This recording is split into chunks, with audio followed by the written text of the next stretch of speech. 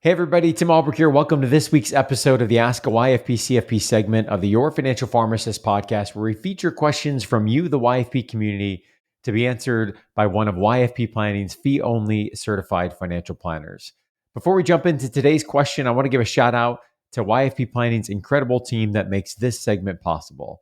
YFP Planning offers fee-only comprehensive financial planning that is customized to the pharmacy professional. You can learn more about those one-on-one services and book a free discovery call by visiting yfpplanning.com.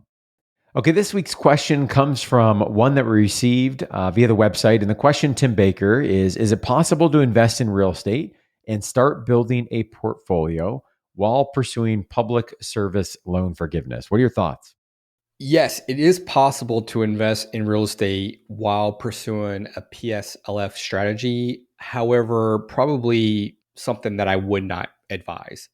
In PSLF, what we typically say is that once we inventory the loans and select that strategy, the big point from there, or the big driver from there, is to optimize the strategy. So typically optimizing the strategy is where you're doing everything humanly possible, Tim, to lower your adjusted gross income.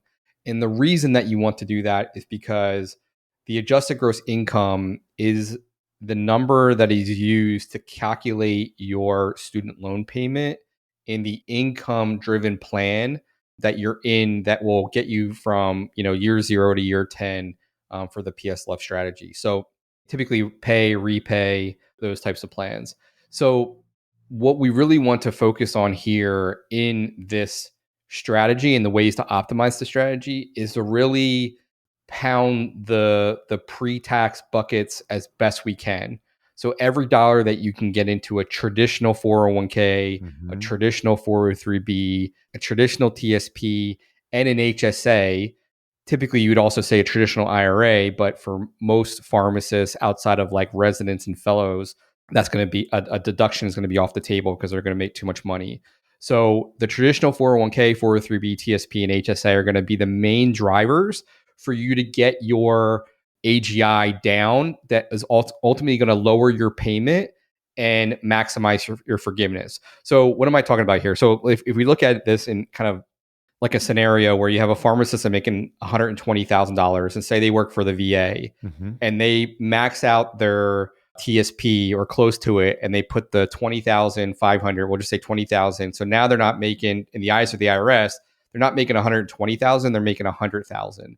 So what that does is when the payment plan is recalculated, now they're paying a lot less per month on that particular income driven plan.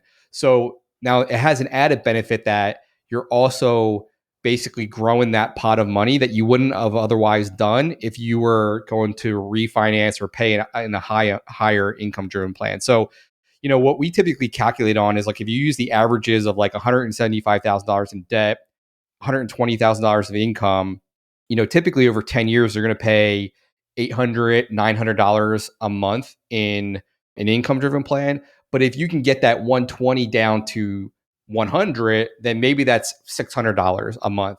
So the per month, but then also the money that grows now in those buckets has a double effect.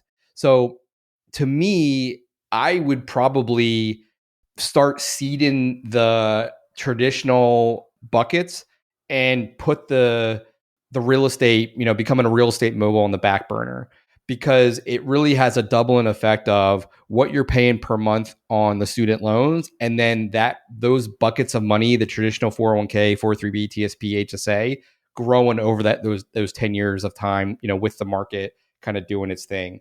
So is it possible? Absolutely.